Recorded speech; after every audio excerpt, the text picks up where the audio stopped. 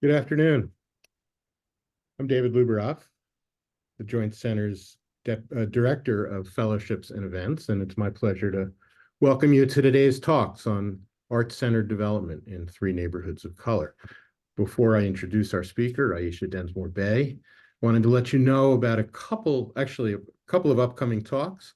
Most notably, on Thursday, March 21st, just after spring break, Dr. Margot Kuschel, who both cares for people in the Bay Area who are experiencing homelessness and has led landmark research on the causes, consequences, and solutions to homelessness, will give our annual Dunlop lecture in person at GSD and also online at 6:30 p.m.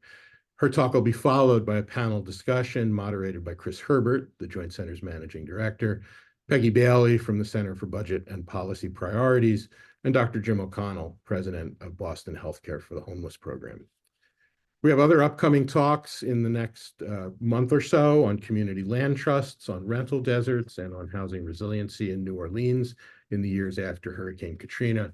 You can find more information about the Dunlop Lecture and the other talks on our website. Now on to today's talk. Today we'll be hearing from Aisha Densmore-Bey, a Meyer Doctoral Fellow who finished her Doctorate in Design degree at GSD last fall. Aisha brings a particularly unique perspective to this talk. She's an architect. She's the author of several articles on architecture and design. She's also the author and illustrator of a children's book called Who Made My Stuff? Miles Learns About Design. She's also an educator who developed a program that introduces high school students to design professions.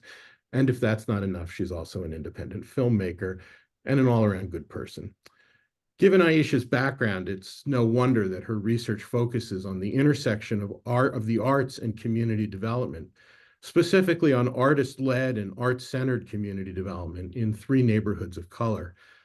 She'll be talking more about all of this over the next 40 to 45 minutes. When she's done, I'll moderate a question and answer session. Feel free to drop your questions into our Q&A. Apologies in advance if we don't get to all of your questions, as is often the case, but we will share those with Aisha as well as any messages you might have for her. We'll end at about 1:15 p.m. and the video of this event and Aisha's slides will be posted probably by early next week. Aisha, it's all yours. I'm really looking forward to this. Hello there. So number one, thank you so much, David, for that very kind introduction. I'm blushing, so thank you so much. Let me just share my screen. I'm assuming everyone can see this. Someone say yes. I'm assuming you all can see it, so I'll move forward. So number one, I want to thank everyone who is here. You have your choice. We know you have your choice of things to do on a Friday, so I'm really happy that you're deciding to spend some time with us and with me and have any interest in my work. Thank you very much for being here. So what I thought was it would be good before we actually start the full talk is to talk a little bit about why this work is important to me, right? So as David said, I am an artist and architect.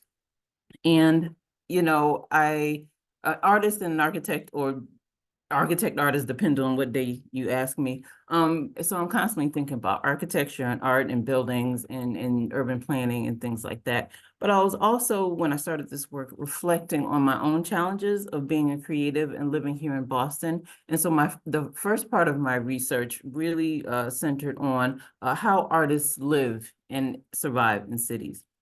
And it was kind of more of a passive standpoint, but I was able to pivot and really think about instead of how do artists live in cities, how do artists help create cities, and how they take more of an active and have more active standpoint and have more agency.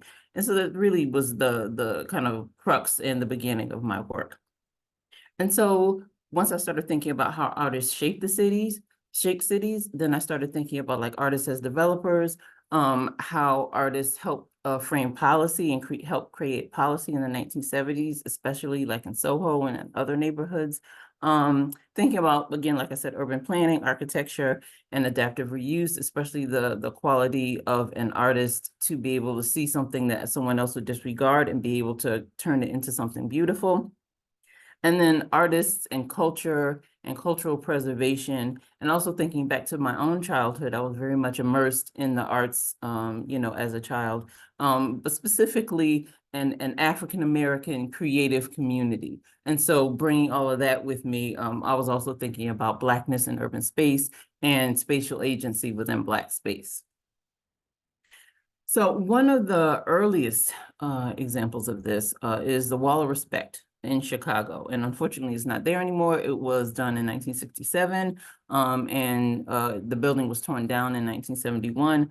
But it was this Wall of Respect was kind of like some of the first examples of showing culture and art and creativity and spatial agency in a Black neighborhood. And it was done by what is it called? Visual Arts Workshop Organization of Black American Culture, which was an organization back in the 60s in Chicago. And a lot of the members from that organization morphed into the famous arts collective called Afro-Cobra.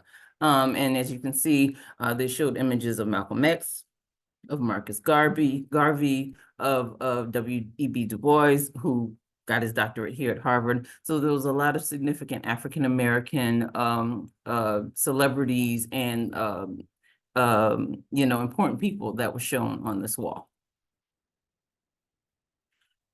And the discussion about African Americans and spatial agency and arts and creativity, obviously is still continuing to this day. So the arts writer and curator Antoine Sargent had an exhibit at the Gagosian in New York City in 2021 called Social Works. And so there was obviously the exhibit, but then he also had kind of like a magazine to accompany the exhibit.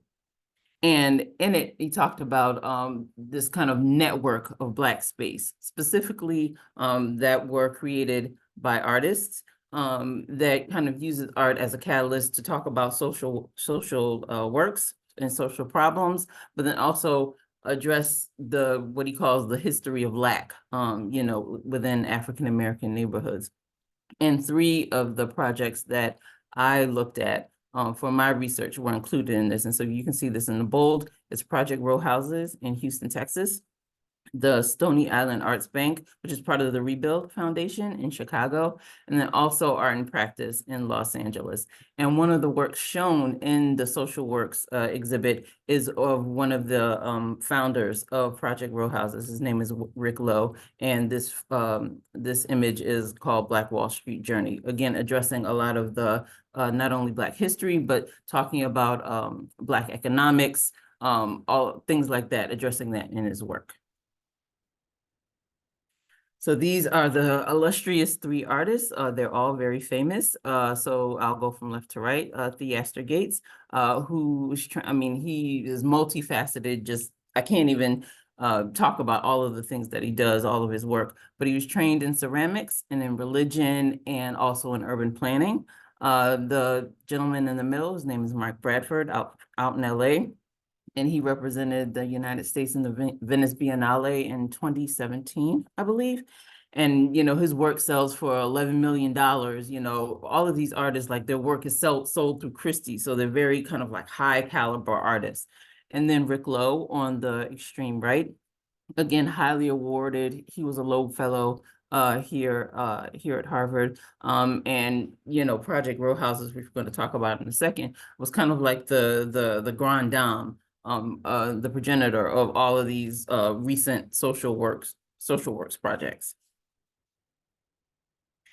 So again, the reason why I wanted to study these projects, in addition to that they are part of kind of like what Antoine Sargent calls this informal network, but all of these case study projects are highly lauded in the media. They've gotten press coverage, obviously, from the New York Times and from Bloomberg and from all of these different organizations. They're constantly covered in the media, and they're considered like the highlight or these extraordinary prototypes for integrating arts and African-American culture into neighborhood development. Obviously, they're all nonprofit.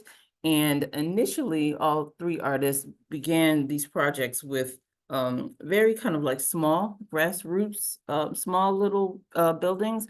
But then eventually, through acquiring more properties, they've either turned their neighborhoods kind of thinking about it into cultural districts, or in the case of Mark Bradford in Los Angeles, continuing the tradition of having in Leimert Park, having this very strong African-American enclave that is centered around creativity and arts. Like I said, they're all in African-American communities, and all of them have an art and social service aspect.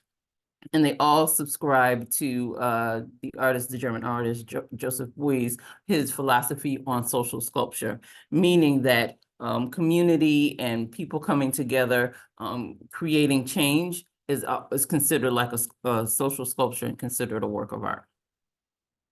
So come with me back to 1993, where we will talk about the kind of, like I said, the grand dame of all of these social service projects. And this is Project Row Houses. And you can see the proximity to downtown Houston, Texas. So it's very, very close to downtown, which all obviously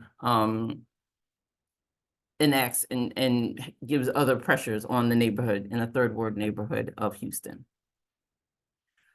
So like I said, this was a very, kind of like one of the first projects and a very important project as far as social works, so much that the New York Times hailed this project as one of the 25 most important works of American protest art.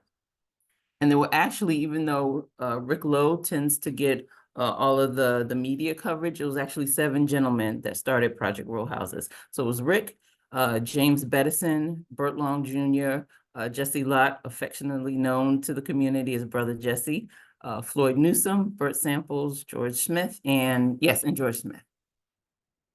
And what I want to do, if you all will allow me, is just to kind of give you, in addition to showing you all of these projects, give you some insight to the artists and their actual work, because in many cases, these artists think about these projects as extensions to their artistic practices.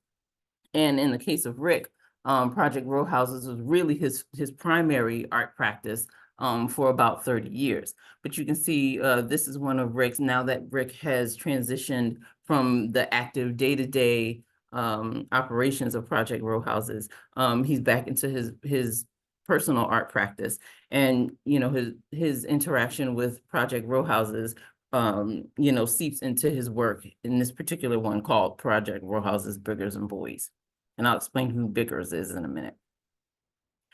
So this is just to locate and to situate the project. This is a very partial map of Houston, because everyone knows Houston is huge. But you can see the third ward neighborhood very close to downtown Houston. And the third ward, specifically the northern third ward, where Project Row Houses resides, is very close to 2 distinct highways.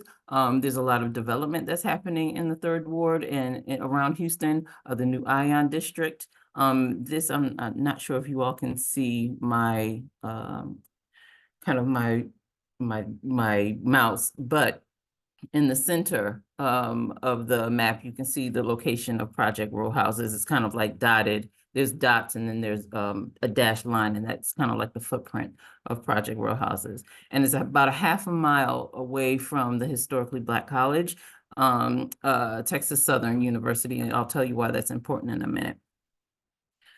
So one of the mantras of Project Row Houses is enriching communities through collective creativity.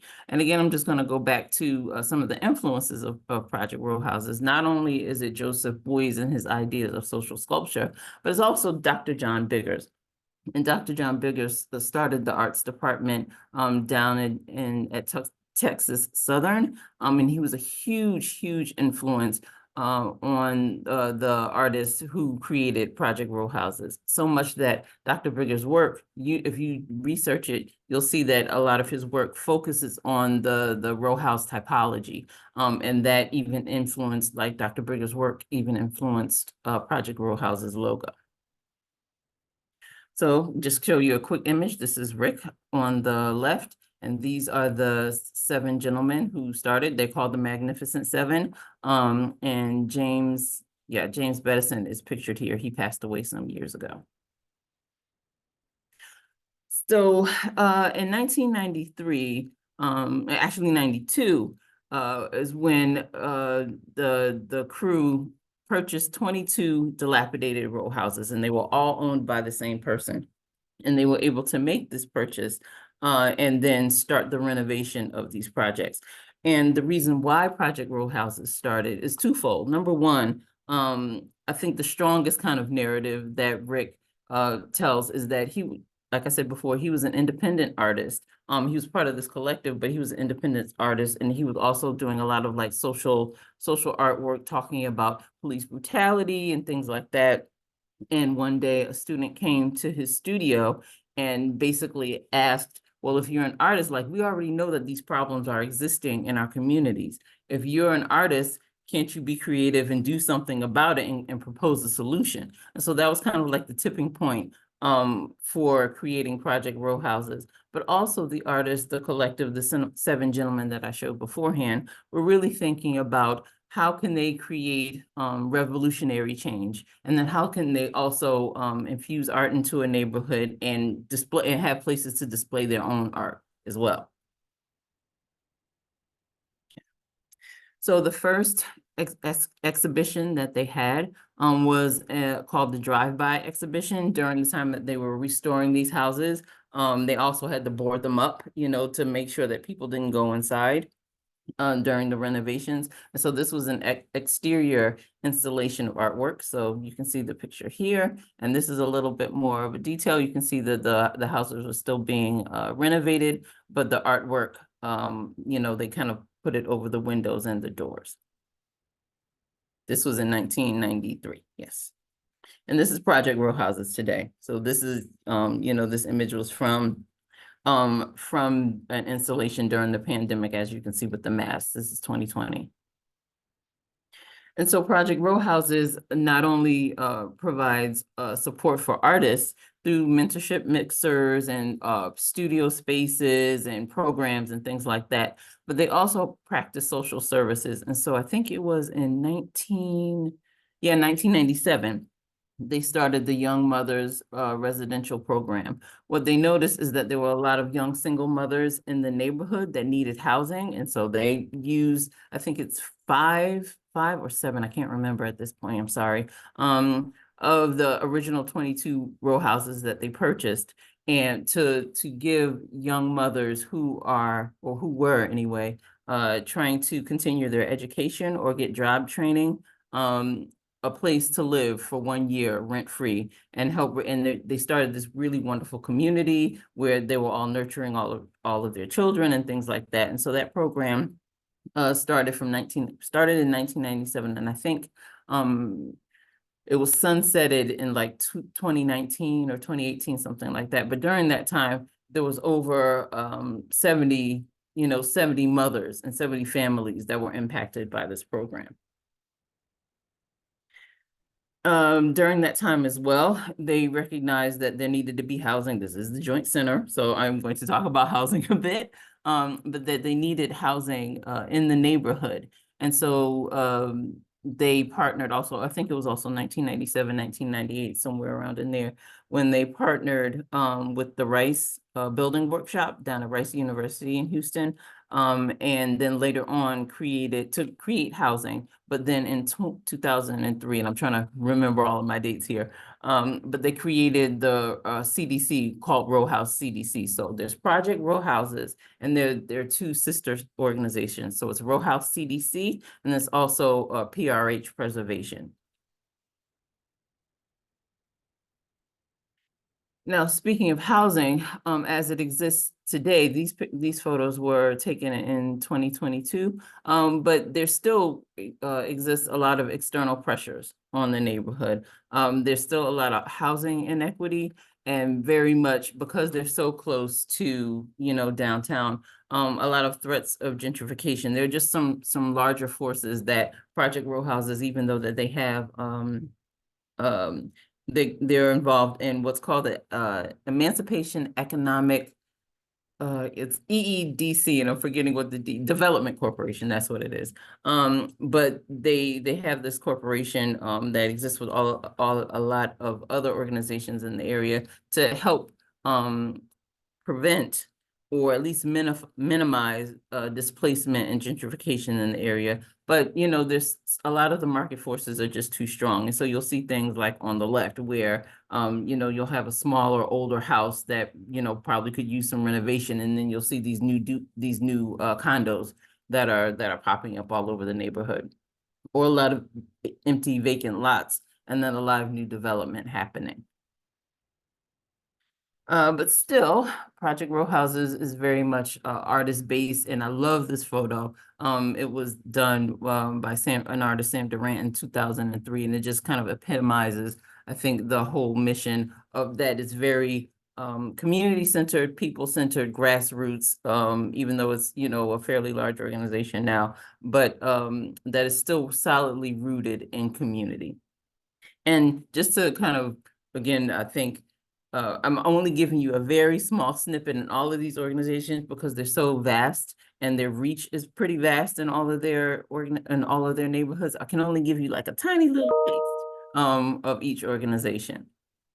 But to kind of give you like a large swath of or a kind of snippet of everything, Project Row Houses has about 39 properties about now, and they have a lot of key partnerships, but they are partnered with the University of Houston, which is in the 3rd Ward, and that's also the Kinder Foundation. And like I said before, their mission is around arts, but they also have this kind of 3-pronged approach where it's arts, community enrichment, and neighborhood development. And they have about 25 programs. The last time I checked, it was about 25 kind of like social service programs, including things addressing food insecurity and helping artists with creative careers and job training, all of that.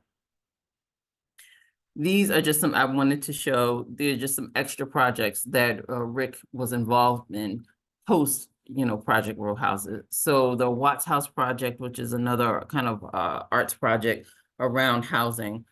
He had a tenure there from 1996 to 2000. And then he was also involved in projects in North Dallas, Texas, and Athens, Greece, and then also thinking about Black Wall Street in Tulsa, Oklahoma. So in 2008, there was a very young artist named Theaster Gates that started the Rebuild Foundation. And actually the Rebuild was officially started in 2010, but he completed 2 pivotal projects in 2008. Now this is probably like the crown jewel. When most people think about Rebuild, they think about this building, which is the Stony Island Arts Bank, which we'll get into in a minute. But the first project, again, this is Theaster and the Rebuild logo.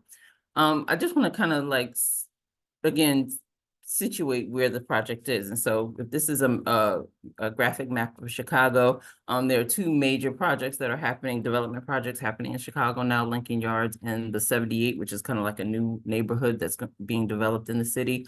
The University of Chicago, which is in the Woodlawn area, is here, and then the Grand Crossing, which the majority of the Rebuild Foundation's projects are located in that neighborhood.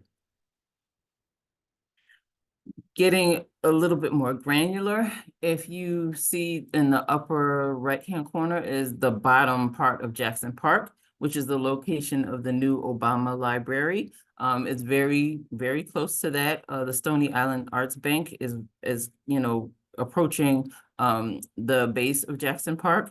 And then as you can see in the center, a lot of the Rebuild projects, the Dorchester Art and Housing Collaborative, the initial projects, the Dorchester projects, which include the Listening House and the Archive House, which I'll show you, and some other projects are all based kind of in this area. So one of the mantras of the Rebuild Foundation is Black people matter, Black spaces matter, and Black objects matter. And I think one quote from Theaster is really kind of my opinion about artists as developers versus what one might think of as a traditional developer using, and there's been a lot of arts development clearly within the past few years and art-centered development. But I think when an artist is at the helm of it, they may think about the development more from a, well, maybe I shouldn't say this, but I will, because I'm taking a stand. I'm thinking about it more as people-centered and cultural, like culture of the neighborhood center. And so, you know, he has this quote that says, "There's no doubt in my mind that art has the capacity to do things that other mechanisms of transformation can't do." Showing a bit of Theaster's art. Again, like I said, he was a ceramicist. So this is some of his pottery work. And then he has again, very small snippet of all of the things that he does. He has a series called the Civil Tapestry series, which he takes the decommissioned fire hoses and combines them with wood and creates these kind of like these tapestries, really thinking about and interrogating, obviously, the civil rights movement, when fire hoses were used, you know, were weaponized against African Americans. And so just kind of interrogating and looking into that history. In 2006, these were two of the properties that he developed. And so in 2006, he bought his own house in the Grand Crossing neighborhood. And then the house directly across the street from him became available. And so he renovated it and called it the Listening House. And then right next door was a dilapidated candy store, and he called that the Archive House. And during that process, there were also some Chicago institutions that were closing. So like Dr. Wax, which was a famous record store. And he bought all of the records and albums from Dr. Wax and put it in the listening house. And so that people could have listening events on Sundays and things like that. And in the Archive House, what is it called? The Prairie Avenue Bookshop, which I really miss, and was a legendary architecture and design bookshop that was closing. And so he was able to get that inventory and put it in the Archive House. And so things like that, where he would create access to people and to everyone in the neighborhood for these kind of like hallowed institutions and record stores and things like that. During that time, he also created the Black Cinema House, which, you know, it does just what it says, showed a lot of Black film and had a lot of gatherings and things like that. All of the contents of, I think, the Black Cinema House and the Listening House and the Archive House are now in the Stony Islands Arts Bank, and they're also going to be transferred into another building that he's developing. So there's constantly development within the Rebuild Foundation, but these were kind of like the earlier projects. Then afterwards, he was able to partner with Brinshaw Development, a development corporation in Chicago, to create the Dorchester Art and Housing project. And it was redone from the Dante Harper houses that were managed by the Chicago Housing Authority. So I'm going to just show you kind of like before and after for the next few images. So before, this is the Dorchester Art and Housing Collaborative now, and I think it has like 32 or 33 units. A few of them are market rate, a lot of them are affordable. Then there are also regular artist housing. And the last time I was there, which was around 2023, I think. They were offering some housing also to LGBTQ youth through a partnership with another program, giving them housing, you know, for some who were housing insecure. So the major project, the one that everyone knows about, is the Stony Islands Arts Bank. And so he acquired that in I think it was 2012, or a little bit early, maybe 2011, but I think it was around 2012. The city of Chicago was going to demolish what was the Stony Island State Savings Bank. And so they were going to demolish it. And of course, he said, hold the phone. It was during the Rahm Emanuel administration. And he was able to purchase the building for $1, with the caveat that, and under the conditions that he developed it into something. And so these are marble arts bonds that he actually took from the restrooms in in what was the bank, and took these kind of marble partitions and created these arts bonds. And then he sold them for about $5,000 a part at Arts Basel in Switzerland during that year, and was able to get funding that way, in addition to some community funders. So again, showing you images kind of like before and after. This is during the construction or prior to construction. This is the main atrium space. It was severely underwater right before construction. You can see all of it now. And this is what it looks like now. So this is part of the atrium space. You can still see part of the coffered ceiling here. They, as I mentioned before, are really into archiving things with Black culture. And so there's a famous DJ, his name is Frankie Knuckles, and he passed away a few years ago. And the Rebuild Foundation acquired his collection and are digitizing his works for the public. There's also the Johnson Publishing collection that they also have in the, at Stony Islands Arts Bank. And this is some of the furniture that they extracted from the Johnson Publishing building that was there in Chicago. And a lot of, for those who don't know, Johnson Publishing published two pivotal Black magazines. One is Ebony magazine and the other one is Jet. And there weren't many Black homes that didn't have it, have Jet and Ebony magazines on their tables. Especially my family, that Ebony and Jet magazines were just gave you the pulse of African-American culture, whether it be through politics, art, food, everything. It was really the pinnacle magazine for African-American culture for many years. So in addition to, again, like I said before, having the archives from the, I'm forgetting the word for some reason, from Prairie Avenue Bookshop, but also showing part of the Johnson Publishing collection here. Again, before and after. So this is, some meeting space, and after, they're not the same space because you can see the difference in the windows, but just showing you kind of like what was before and what was after. Theaster Gates is also the head of the Arts and Public Life program at the University of Chicago, and through the University of Chicago, they also have developments, and part of it is this Arts Incubator block, one of which holds the Currency Exchange Cafe, which they just actually closed it. I think they're morphing it into something else, but for a few years, they had arts programs, arts incubators, but then also a chef's residency program and a music residency program that they had there at the cafe.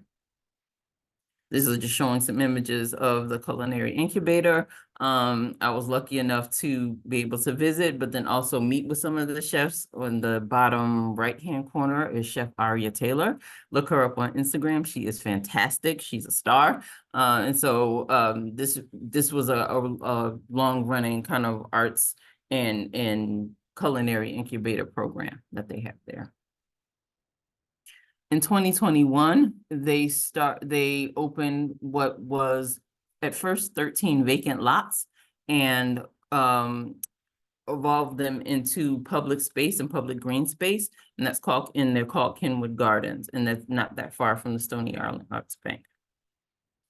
And their most recent project, which I think is going to be completed this year, is the St. Lawrence. It was a St. Lawrence elementary school, and now it's going to be called the St. Lawrence Arts Incubator. And they're going to be archiving and moving a lot of their archival materials over to the space, but it's going to be a large-scale artist development space.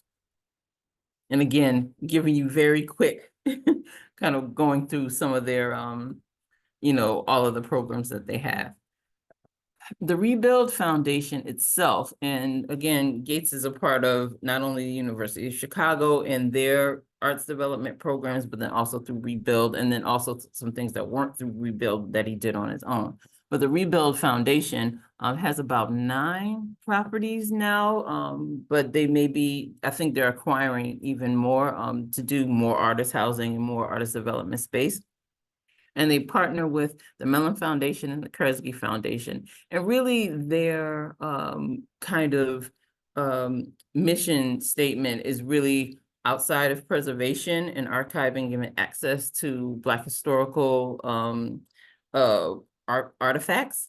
but then also, like I said before, really playing up and encouraging entrepreneurship, creative entrepreneurship. And these are just, again, some of the programs. So under Rebuild, you can see this list of programs here. Under the Arts and Public Life arm of the University of Chicago, there's the Arts Block, but there's also the Arts Lawn, the Green Line Performing Arts Center, and then Theaster Gates also consulted on various projects around the Midwest.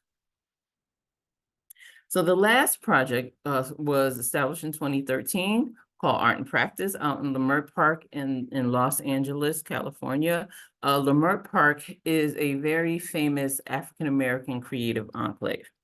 And so just again to situate it, downtown LA is kind of sort of where the Angeles part of the text is. And Leimert Park is about 6 miles away from downtown LA.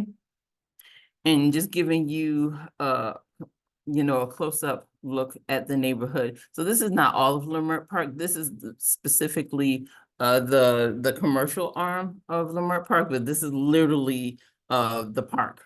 And this business district is called Leimert Park Village. And so that's where Art and Practice is located. They have a gallery, they have a public program space, and they also have a space that is devoted to a social service program for foster children. But there's also 2 major projects that are happening in the area. One is the Leimert Park Metro, which is off the K line, the new K line, which goes from the airport to, I think, to parts of downtown, which also, has these external factors on the neighborhood, giving external pressure, shall I say, on the neighborhood. And then also there is Destination Crenshaw, which is going to be a 1.3 mile outdoor art museum. So just showing you some images of the Leimert Park neighborhood. I don't know if anybody out there watches television and watched the show Insecure, but that was a major, the space called We Got Y'all that the main character used to work. This is the building. It's right on the corner over in here. And I just wanted to show like some of the symbolism in the artwork that is present all over the neighborhood, even in the sidewalks. This is the K line, showing the new K line stop, and then the beginnings of Destination Crenshaw. But there's also a lot of gentrification, again, that's going on in the neighborhood, that's going on everywhere. It's definitely present here. And it's not so much gentrification in the village, in the commercial part of it, but definitely in the residential areas of Leimert Park, there's a lot of gentrification that is going on. And one of the statements that the creator, one of the creators, shall I say, Mark Bradford talks about was the importance of providing contemporary art, but also pairing that with a social service. And so during the reason why he started Art and Practice is because he felt that in order to see high-class art and museum quality art, you shouldn't have to go, especially people in Leimert Park, shouldn't have to go all the way downtown. That should be present in their everyday lives and access to it all the time. And so he wanted to create Art and Practice. But what he also noticed during the time of its inception was that in the village, in Leimert Park Village, he was noticing that there were a lot of children that were kind of hanging around at various times of the day. And he was thinking they should be in school. And after some research, what he found is that it was a disproportionate amount of not homeless, but foster children in the area, especially foster children who are getting ready to transition out of the system. But there were a lot of foster children in the area. And so he wanted to make sure that he paired not only the artist arm of his organization, but then also the social service arm in helping foster children. And so he started this program with 2 partners, one, Eileen Harris Norton, and then also Alan DeCastro. And again, to show some of Mark's earlier works, this is one of his earlier works and one of his most famous earlier works called Strawberry, in which he used end papers, which are these like very thin, translucent, almost like, they're not like vellum, but very thin papers that you would use to curl and set hair. And so he would, instead of using traditional tools to, paint and all of that to create his work, he would use in papers. And this is what you're looking at now. And this was one of his earliest works when he had his own exhibition, at the Hammer Museum called Scorched Earth. But what you can see with this work, and then also, if you remember, a lot of Rick Lowe's work, they're very abstract, but they resemble kind of like city plans or street plans and things like that. And so you're able to kind of see these themes resonate in their work. Again, showing you, this is the Art and Practice exhibition space, which is right on Degnan Boulevard, right in the center of the village. Again, showing you interiors of the exhibition space. So they also have this huge media room. They also have space for public programs. And, when they're having artist talks, or if they're cooperating and partnering with the First Place for Youth, having these, these talks and programming in this adjacent space. And Art and Practice has about four properties. Like I said, it was the art gallery space, the programming space.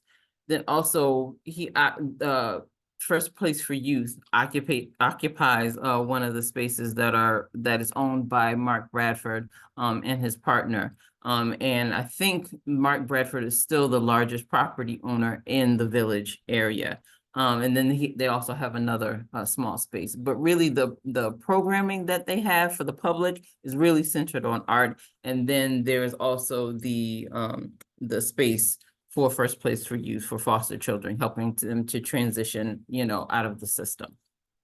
And their partnerships, in addition to First Place for Youth, there's also they're doing programming with the California African American Art Museum. In the past, they've partnered with the Baltimore Museum, and like I mentioned earlier, the Hammer Museum.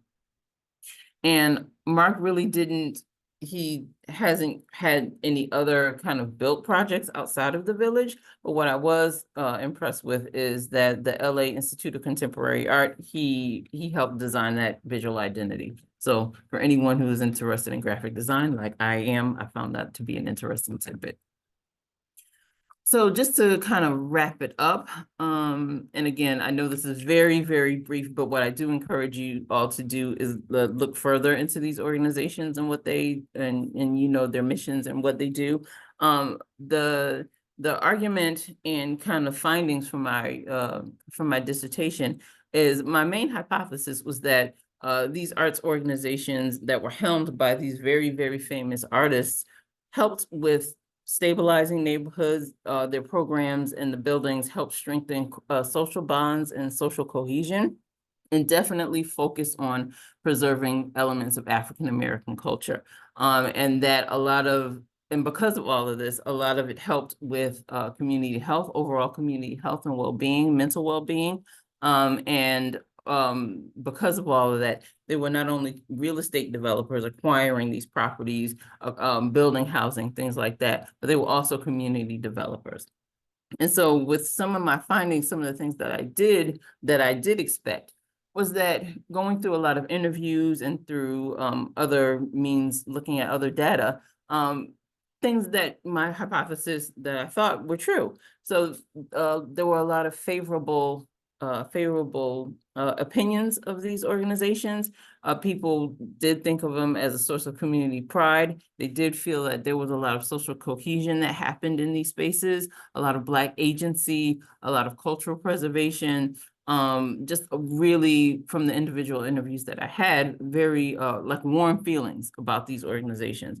But there were also some things that I didn't anticipate that would happen. I guess one of them kind of makes sense, that when I was talking with people through the interviews, they really didn't separate the artist from the organization. They really thought that they were one and the same, which, if you think about that, makes sense. And there were very positive reviews of all of the wellness initiatives, whether it's, talking about First Place for Youth and housing and, those kind of programs, or whether it was some of the things with Project Row Houses and some of the programming, the social programming that they had, there were very positive reactions. But some of the things I didn't think about is that sometimes there was some skepticism from people in the neighborhood about the projects, especially if they had to partner with, if any of these projects partnered with larger organizations. So most times you have to, in order to sustain these types of projects, you need to partner with the University of Houston or anything else. And so there was sometimes some skepticism with that. And then thinking sometimes, well, are these things really for us? When the project started, are you really building this for us? Or in the cases when there was a lot of gentrification happening in the neighborhood, are you building this for somebody else, for the new occupants to come in and will have to leave? And so there were elements like that that were really interested in my findings.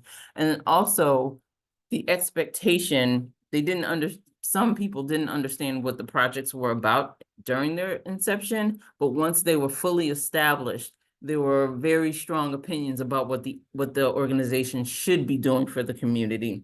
Very kind of lofty expectations, like eliminating gentrification or being able to influence policy or things like that. And I'm not sure if it's really fair that, all of the organizations, if they stick to their mission, yes, but I'm not really sure if it was fair to expect some of the organizations to take on these very lofty goals.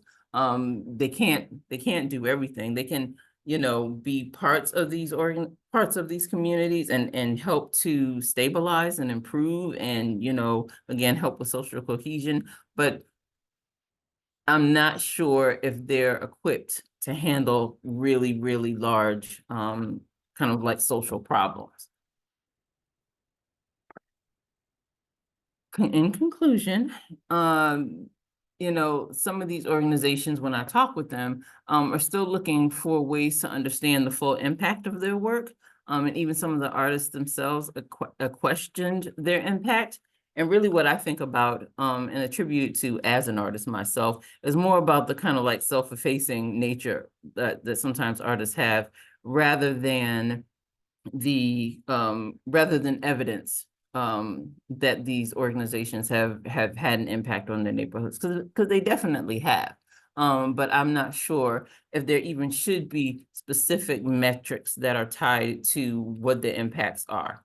But overall, as long as these organizations have stuck to their mission, I believe that they were successful. And so Project Row Houses, I think their focus is really on like the holistic human being, and thinking about obviously creativity and arts, but thinking about food, thinking about jobs, thinking about, they're really thinking about the total human being. Rebuild is more about thinking about archiving and preserving Black culture and objects, and then also thinking about entrepreneurship. And art and practice is very targeted in their activism, talking about helping foster youth in Leimert Park. But like I said before, the expectations to influence poverty, to influence policy or to mitigate gentrification, I just don't think there are realistic goals, even though these are some of the things that these organizations are encountering as far as expectations. But the skepticism when they partner with larger organizations, it does bring scrutiny, because sometimes neighborhoods feel that if you're partnering with organizations which they may see as gentrifying forces, it's kind of like, well, where does your allegiance lie? But in reality, a lot of these organizations have to partner up with larger institutions in order to continue their mission, in order to further what they're able to do within the community. But like I said, overall, most people thought that these neighborhoods were anchors of the community. And, I heard a lot of anecdotal accounts of how they have helped the community. And so, yeah, that's that. Actually, I have a very small video that I would like to show, which is really just a snippet, again, of, I'm going to try and show my,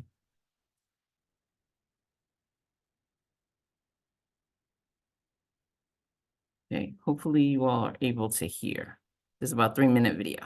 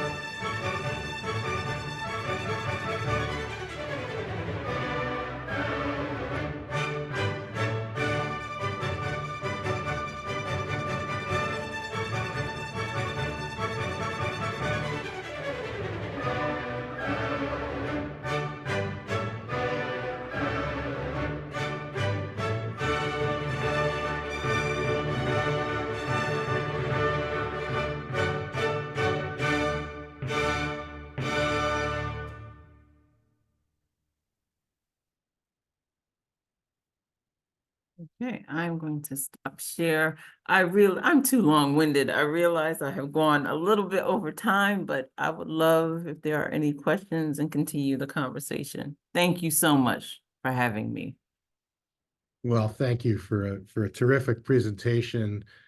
I think we've had videos before as part of our presentations, but never with that.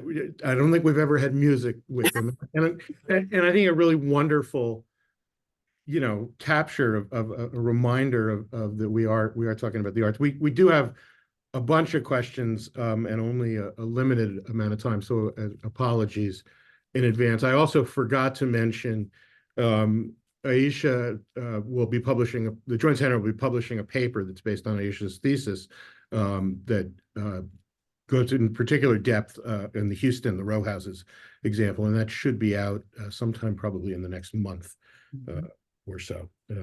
So look forward for that. Let me pull a couple of questions.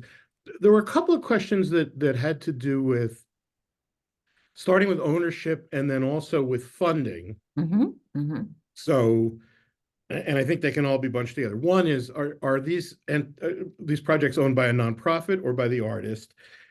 The second was, what was the role, particularly for funding? To what extent was this public sector money versus, say, philanthropic, community-raised money? And then a sort of offshoot of that is, how are these folks? We understand, there's often a large slug of money to build something. How are these entities now self-sustaining on the operating side, or are they replying regarding operating subsidies?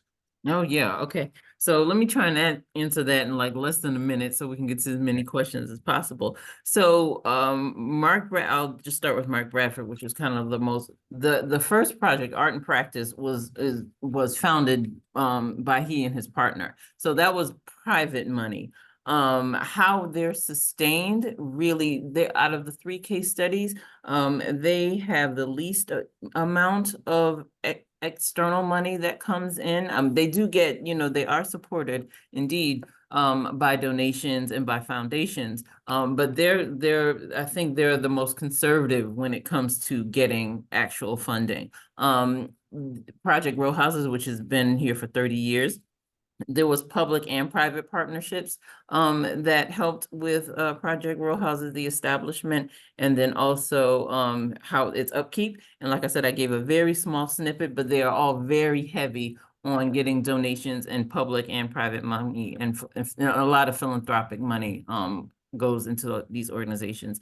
And the Rebuild Foundation gets a lot of support from the Kresge Foundation, through organizations out in Chicago, through just all over, global organizations as well. And so they are definitely not self-sustaining. They get a lot of donation money, public, private, small, but yes, definitely from really large philanthropic organizations.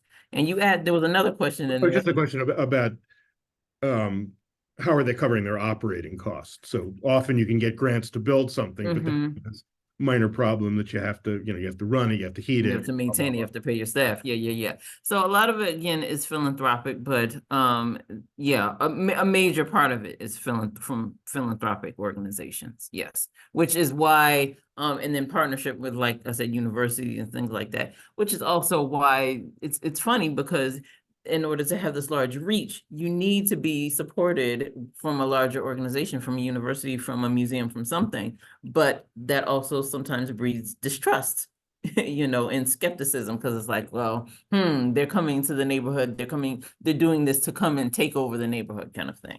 Right.